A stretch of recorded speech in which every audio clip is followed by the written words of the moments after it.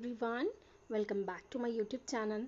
आज हम कुछ इंपॉर्टेंट ट्रिक्स जानेंगे G20 के रिलेटेड, क्योंकि G20 जो है काफ़ी ज़्यादा न्यूज़ में है। एंड G20 इसलिए भी इम्पोर्टेंट हो जाता है क्योंकि इंडिया जो है फर्स्ट टाइम इसकी प्रेसिडेंटशिप जो है उसे होस्ट कर रहा है G20 को। ठीक है, तो आपको इसलिए ये इम्पोर्टेंट हो जाता है।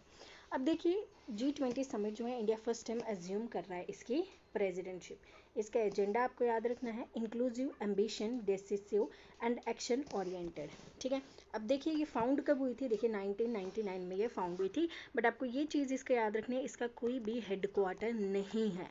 इसका कोई भी हेडक्वार्टर नहीं है। ठीक है, अब ये क्या है, ये है इंटर गवर्नमेंटल फोरम है, जिसमें क्या आ जाएंगे, डेवलप और डेवलपिंग इकोनॉमीज़, यानी कि डेवलपिंग नेशंस भी आ जाएंगे प्लस हमारे डेवलप नेशन भी। डेवलप नेशन में कौन कौन है, हमारा USA है, ठीक है ना।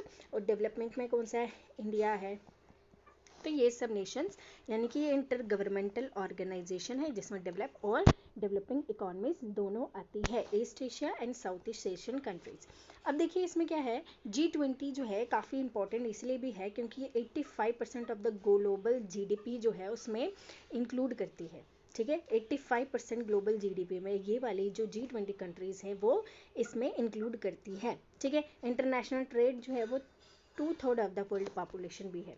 अब देखिए ये फोकस किस पे करेगा, इस साल का G20 जो है फोकस करेगा लाइफस्टाइल फॉर इन्वायरमेंट पे, इन वुमेन एम्पावरमेंट पे, digital infrastructure, energy, green hydrogen पे फोकस करेगा। जिससे ग्रीन हाइड्रोजन से लेके रिलेटेड एक मिशन भी आया है, national mission for green hydrogen के ऊपर। ठीक है ना। ये आपको मिशंस भी इसके याद रखने हैं। अब त्रियो का आपको याद रखना है, प्रेसिडेंटशिप प्रीवियस 2022 में इंडोनेशिया, करंट आएगी हमारी इंडिया एंड अपकमिंग है हमारी इटली। तो आपको याद रखना है त्रियोका में कौन कौन सी कंट्रीज आती है, इंडोनेशिया, इंडिया और इटली आती है। ठीक है, अब फर्स्ट टाइम त्रियोका में जो है डेवलपिंग नेशन। अब आपको ये त्रियोका इसलिए भी याद करना है क्योंकि जो तीनों कंट्रीज़ हैं ये क्या है, ये तीनों कंट्रीज़ डेवलपिंग कंट्रीज़ है, ना कि डेवलप्ड कंट्रीज़ है, ये डेवलपिंग कंट्रीज़ है। अब देखिए तीन होता है, एक होता है डेवलप, एक होता है डेवलपिंग, एक होता है अंडर डेवलप। ठीक है, अब डेवलप्ड नेशन वो होते हैं जो मतलब जो इंफ्रास्ट्रक्चर वगैरह सब कुछ इनके पास होता है। डेवलपिंग नेशंस वो होते हैं जो अभी डेवलप हो रहे हो, और अंडर डेवलप वो होते हैं जो जिनकी इकोनॉमी इतनी ज़्यादा स्ट्रांग नहीं होती है। ठीक है, तो तीन तरीके से जो है वर्ल्ड को डिवाइड किया है। डेवलप नेशन, आपको अगर कोई भी डेवलप नेशन बोले तो आपको दिमाग में हमेशा USA आना चाहिए, एंड डेवलपिंग बोले तो आपके दिमाग में आएगा इंडिया। ठीक है, तो अंडर डेवलप कंट्रीज़ काफ़ी सारी हैं। चलिए उसके बाद जो है, जैसे हाँ अंडर डेवलप में हमारी आ जाती है श्रीलंका भी आ जाती है, बांग्लादेश भी आ जाती है। ठीक है, ये कंट्रीज़ हमारी अंडर डेवलप में आ जाती है। अब G20 के शेरपा कौन है, इंडिया की तरफ से शेरपा है अमिताभ कांत, ये आपको याद रखना है।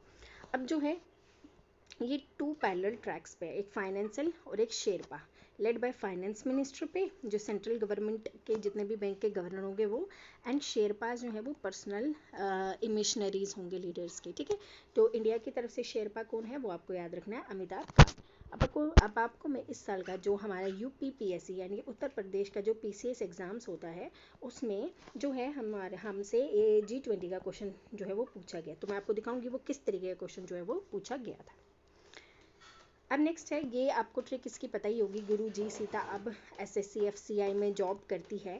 तो ये जो सारे हैं गुरुजी, Germany, US, Russia, UK, Japan, Indonesia, Saudi Arabia, India, तुर्की, ये ऑस्ट्रेलिया, अब A से अरब, अर्जेंटीना, एस, ठीक है, B से ब्राज़ील, फिर साउथ अफ्रीका, कनाडा, ये सब कंट्रीज जो आपको ये ट्रिक अब पता ही होगी। गुरुजी सीता अब SSC FCI में जॉब करती है। अब इसके लोगों, देखिए इसका जो लोगो है G20 का, उस पर लोटस बना हुआ है, उसमें क्या है, 7 पीटल्स है, 7 फ्लावर्स है। अगर आपने देखा होगा G20 का लोगो तो इस तरीके का है, तो यहाँ पे 7 जो है वो पीटल्स बने हुए हैं। अब उस पीटल्स में कौन कौन से कलर है, एक सफरिन है, वाइट है, ग्रीन है जो हमारा नेशनल फ्लैग का कलर है, एंड ब्लू कलर जो है वो अर्थ का है, अर्थ के ऊपर ब्लू कलर है। इंडिया का नेशनल फ्लैग है जो ग्रोथ और चैलेंजेस को दिखाता है। भारत लिखा हुआ है देवनागरी स्क्रिप्ट में। ठीक है, ये भी आपको देखना है।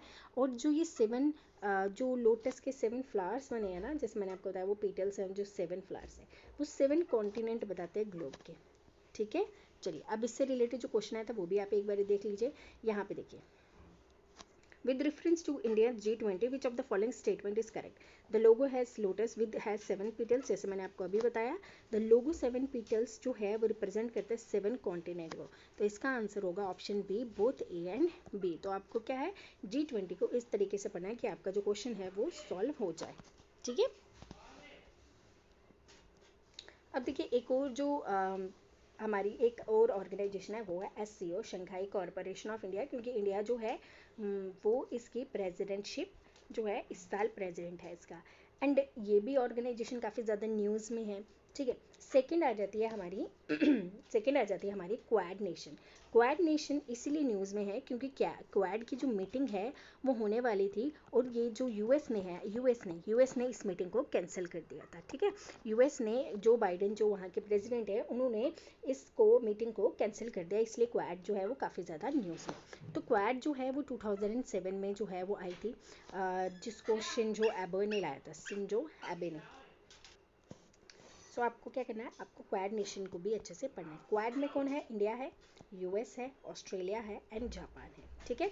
2008 में जापान ने इससे विड्रॉल कर लिया था, बट क्योंकि ये चाइना के इन्फ्लुएंस में आ गए थे इसी वजह से, बट ये जो है अब फिर से इसका मेंबर बन चुका है. अभी जो 2023 की मीटिंग होनी थी वो सिडनी में होनी थी, सिडनी ऑस्ट्रेलिया में. ठीक है. बट अभी जो है यूएस ने उसे विड्रॉ कर लिया है, तो इसी वजह से क्वाड के समिट जो है वो कैंसिल हो गई है. बस इतना ही आपको जानना है. सो बस ये था आज का लेक्चर जिसमें हमने G20 को पढ़ा, एंड मैंने आपको बता दिया आपको क्वाड नेशन को बहुत अच्छे से पढ़ना है, क्वाड की फर्स्ट मीटिंग कब हुई, SCO के बारे में पढ़ना है. सो बस आज के लिए इतना ही, मिलते हैं नेक्स्ट लेक्चर में. Thank you and bye bye.